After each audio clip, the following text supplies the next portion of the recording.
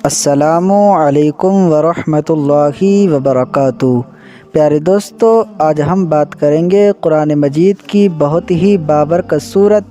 यानी सूरह मोहम्मद के बारे में कि इसके पढ़ने के क्या क्या फ़ायदे हैं। आप लोग ख़ुद अंदाज़ा लगाइए कि जिस सूरत का नाम प्यारे आका सल्लल्लाहु ताला अलैहि वसल्लम के नाम पाक से मंसूब हो तो वह सूरत कितनी बाबरकत होगी, कितनी फ़जीलत वाली होगी। वैसे तो कुरान मजीद की हर आयत, हर सूरत, हर लफ्ज़ बाबरकत है। कुरान मजीद पढ़ने की बरकत से अल्लाह पाक इंसान को बेशुमार परेशानियों से महफूज फरमा देता है। कुरान मुक़द्दसा पढ़ने की बरकत से इंसान के कारोबार में बरकतें होने लगती हैं। दोस्तों, सूरह मोहम्मद ऐसी बाबरकत सूरत है कि अगर कोई शख्स इसे रोज़ाना पढ़ने की आदत बना लेता है तो अल्लाह रब्बुल इज़्ज़त इस बाबरकत सूरत की बरकत से उसकी तमाम दिली जायज़ दुआओं को कबूल फ़रमाता है। दोस्तों, अगर आप किसी ऐसी मुश्किल में घिर जाएं जिससे बचने का कोई हल नज़र नहीं आता हो तो ऐसी सूरत में आपको चाहिए कि रोज़ाना सूरह मोहम्मद को पढ़ लिया करें। अगर पढ़ना नहीं आता है तो बरकतन सुन लिया करें। इंशाअल्लाह अज़्ज़ा वजल इस बाबरकत सूरत के पढ़ने और सुनने की बरकत से अल्लाह पाक आपकी तमाम परेशानियों को दूर फरमा देगा। आइए दोस्तों, कुरान मजीद की इसी बाबरकत सूरत को सुन लेते हैं। बिस्मिल्लाहिर्रहमानिर्रहीम। अल्लज़ीना कफ़रू वसद्दू अन सबीलिल्लाहि अज़ल्ल अअमालहुम वल्लज़ीना आमनू वअमिलुस्सालिहाति वआमनू बिमा नुज़्ज़िला अला मुहम्मदिन वहुवल हक़्क़ु मिर रब्बिहिम कफ़्फ़र अन्हुम सय्यिआतिहिम वअस्लह बालहुम ज़ालिका बिअन्नल्लज़ीना कफ़रू इत्तबउल बातिल वअन्नल्लज़ीना आमनू इत्तबउल हक़्क़ मिर रब्बिहिम कज़ालिक यज़रिबुल्लाहु लिन्नासि अम्सालहुम फ़इज़ा लक़ीतुमुल्लज़ीना कफ़रू फ़ज़रबर रिक़ाब हत्ता इज़ा अस्ख़न्तुमूहुम फ़शुद्दुल वसाक़ फ़इम्मा मन्नन बअदु व इम्मा फ़िदाअन हत्ता तज़अल हर्बु औज़ारहा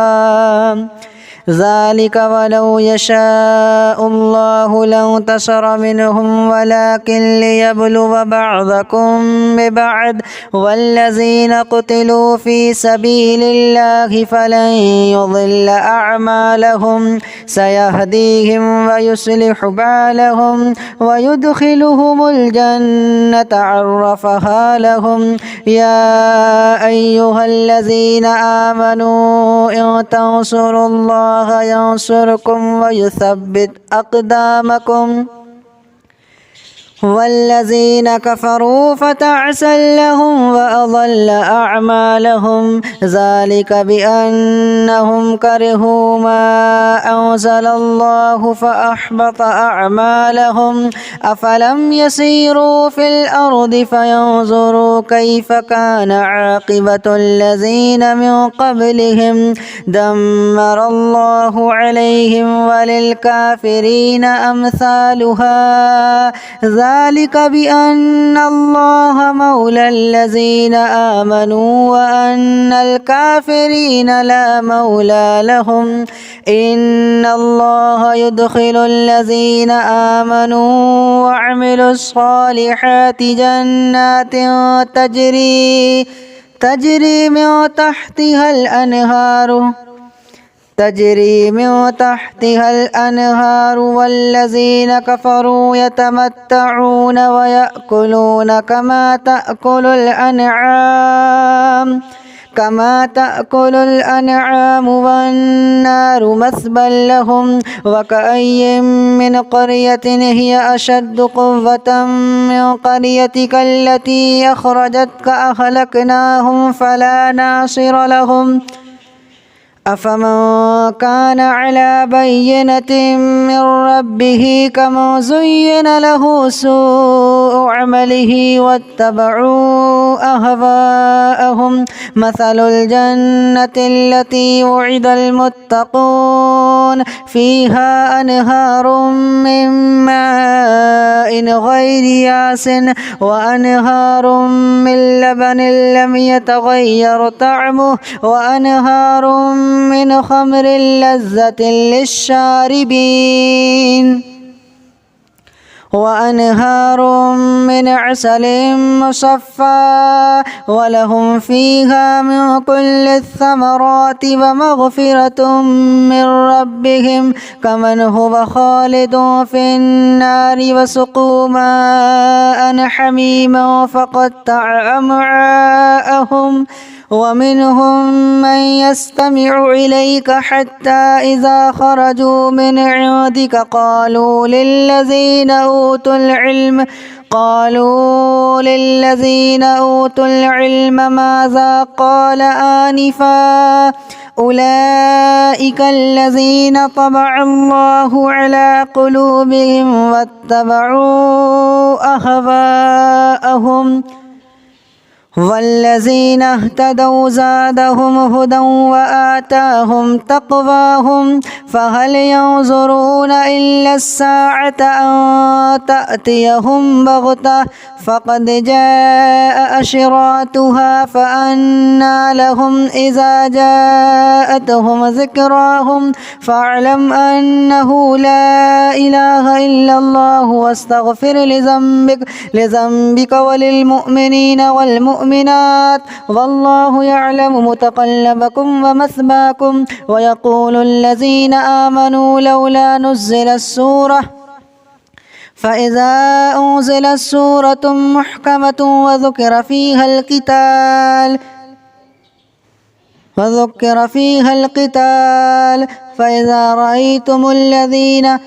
فإذا رأيتم الذين آمنوا وذكر فيه فاعلم أنه لا إله إلا الله واستغفر لذنبك وللمؤمنين والمؤمنات والله يعلم متقلبكم ومثواكم ويقول الذين آمنوا لولا نزلت سورة فإذا أنزلت سورة محكمة وذكر فيها القتال رأيت الذين في قلوبهم مرض ينظرون إليك نظر المغشي عليه من الموت فأولى لهم طاعة وقول معروف فإذا عزم الأمر فلو صدقوا الله لكان خيرا لهم فهل عسيتم إن توليتم أن تفسدوا في الأرض وتقطعوا أرحامكم أولئك الذين لعنهم الله فأصمهم وأعمى أبصارهم أفلا يتدبرون القرآن أم على قلوب أقفالها إن الذين ارتدوا على أدبارهم من بعد ما تبين لهم الهدى الشيطان سول لهم وأملى لهم ذلك بأنهم قالوا للذين كرهوا ما نزل الله سنطيعكم في بعض الأمر والله يعلم إسرارهم فكيف إذا توفتهم الملائكة يضربون وجوههم وأدبارهم ذلك بأنهم اتبعوا ما أسخط الله وكرهوا رضوانه فأحبط أعمالهم أم حسب الذين في قلوبهم مرض أن لن يخرج الله أضغانهم ولو نشاء لأريناكهم فلعرفتهم بسيماهم ولتعرفنهم في لحن القول والله يعلم أعمالكم ولنبلونكم حتى نعلم المجاهدين منكم والصابرين ونبلو أخباركم إن الذين كفروا وصدوا عن سبيل الله وشاقوا الرسول الرسول وشاقوا الرسول من بعد ما تبين لهم الهدى لن يضروا الله شيئا وسيحبط أعمالهم. يا أيها الذين آمنوا أطيعوا الله وأطيعوا الرسول ولا تبطلوا أعمالكم إن الذين كفروا وصدوا عن سبيل الله ثم ماتوا وهم كفار